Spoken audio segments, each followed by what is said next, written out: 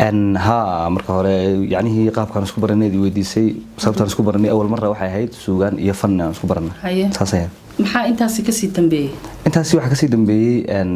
aniga Safiya waxaan dhex maray relationship iyo sheeko iyo xiriir dan halkaas xiriirkaasi intee lag buqaat wallahi horta waxaan si toos ah xiriirinay oo sheekaysanay muddada naqaanay waxay ahayd 2 sano laakiin waxaan oran karaa muddada aan sheekaysanay ama yani xiriirka lahayn hal sano iyo dhowr bilood malaha way noqonaysaa waxa markaynu intaas ka nimaadno waxa timid magaalada Hargeysa qaab nooceed ku timid magaalada Hargeysa halkeedsa ka timid marka hore waxaan ka yimi magaalada Egypt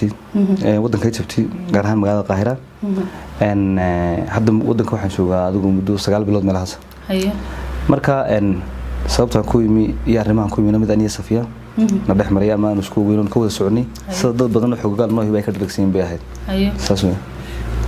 waxa jirtay in lagu xiray oo lagu xiray magaalada Hargeysa CID-da ama sirdoonka lagaga yeeray bal sheekadaasi siday ku dhacday iyo qaabkii u dhacday baan doonayay inaad nooga waranto sheekadaas horta dadku inta badan waxay ogyihiin xariga Safiya laakiin dadka in yar oo adiga iyo dhowr qof oo kala aba inaan aniguna la xidhnaa og laakiin sheekada hadda bulshada u biyaamiyo maalintan heestan ismuutiisay qalinliye maandeeq ay wada qaadan aniga Safiya doonay aan ka soo dareernay shantii galabnimo Crown Hotel meelaha ayaa markaan meesha ka soo dareernay waxaan isku weynaa xagan suuqa isugu nimaadno deetana inantii telefonkeedii baa xidhmay anagu isma naarag 9 habeenimo ila soo haashay gabadh wariyay waxay sheegtay in iyadii Safiya la xiray xagee la idinka qaaday baan ku wuri markaa waxay ku tiri home cable ka horsan laga qaaday indhahana laga xiray aniga Safiya markii dambe aan indhaha ka xiran baa la soo celiyay Safiyana waa la haray cidi madiinaarkiisii miicina ma arkin markaa waa saxay hadda meel ka raadina ma garanayba meesha ma lahayd dan waxaan ku dhaadabaan raadinayo inaan soo helo in isku dayna saldhiga dhaxaanimi saldhiga dhex markaanimi wax la igu kuma jirto koodbuur baan tagay markaan koodbuur tagay ku gabadhaas meesha ku jirtaa intaan la jawaabin ayaa waxa la iga qaaday telefoonka oo la igu soo Cabdi Ciise Muti ha telefoonka aan u baahna deedna su'aashaan iskarta weydiiyay waxay noqotay qof xiran baabana socdaa maxaa telefoonkayga laga rabaa kadib waxa la igu telefoonkaaga waxa u baahan CID-da وانا امر انغا naga sareeyo telefonkaygi waan siiyay waan deegtana ka tagay inantii baan markaa la hadlay waxaan ku oranayo oo fiima ama la hadlay waxaan ku oranayo gabadhii waxa la igu yiri xagaasay ku xiran tahay laakiin anigu maan arag aniga dawooyin iyo alaabo geeyno dan inantii waxay ku timi guriga anigoo la fadhiyo Cabdinaasir Macaan Laciidi Cabdiraxiin Axmed Carab oo isagana halkan aad uga salaamayo anigoo xir badana kadib iyadoo gaariga watay gurigii ugu timi waxay ku timi ka maarmi maayo inaad raacdo ama aan Safiya dawada u geeyno tii xanuunsanaysa okay waa sax baan ku wari waan suraacnay markii aan salgid ku noqday markii labaadna waa la xidho wax lagu adigana waa lagu baahan yahay soo habeennimadii halkii baan ku hoyday inantii iga soo noqotay baan u qoray fiima ahayd baan u qoray markii xaafadeeda waxaan ku dhahay xaafadeeda iyo reerkiisa ugu sheegan aan xidhanahay dan subaxii markii ugu bari baan indha ka xidhan lay qaaday CID-da leegay CID-da maanta waxaan ku xidhnaa shantii galabnimo markay ahayd baa la yeeray dan waxaan ku maxaan ku xidhanahay waxa la igu yiri lambar aad leedahay adigu telefoonada oo kugu qoran ayaa lambar aan raadinayay muddo dhowr sano ah soo wacay labada lambar markaan anigu sitaaba soo kan gabadha u dhigay baan dina weydiiyay waxa la igu yiri waa ka gabadha u dhigtay gabadhaasi waa Safiya marka okay marka lambarkan xilliga la soo wacay xilliga anigu sitiiba soo xilliga iyadu sidatay waqtiga lambarkan aan raadinaysan ay contactiga la sameysay marka waxa la igu yiri waa inta iyadu sidatay dibas hadaba iyada la xiriir baan ku wada dan waxa la igu yiri waa sax waxaan u baahnay Gmail-kaaga يعني dadka qaar badan kay baraha bulshada ku soo qoriyeen inuu istifaaciyayo hadii la wareysto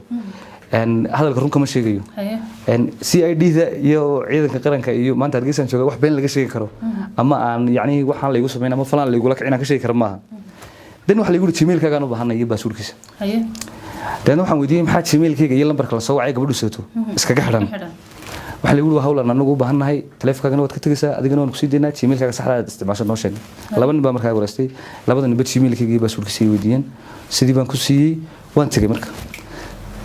saddex cisho marka la iga hayay ayaan soo noqday deetana waxaan u tagay Faisal Xiis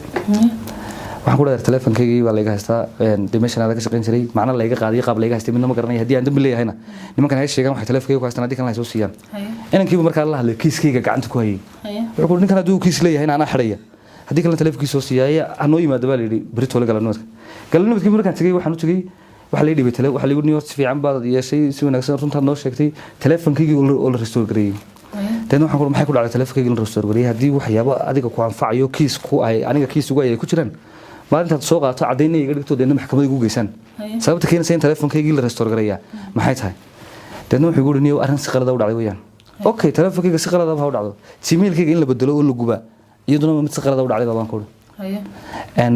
dan waxa lagu waxaan ku balan qaadanaa xogtaada inaan ku soo celino arrinkanna waa mid qalad kuugu dhacay markaa waxaan la yaabay bay igu noqotay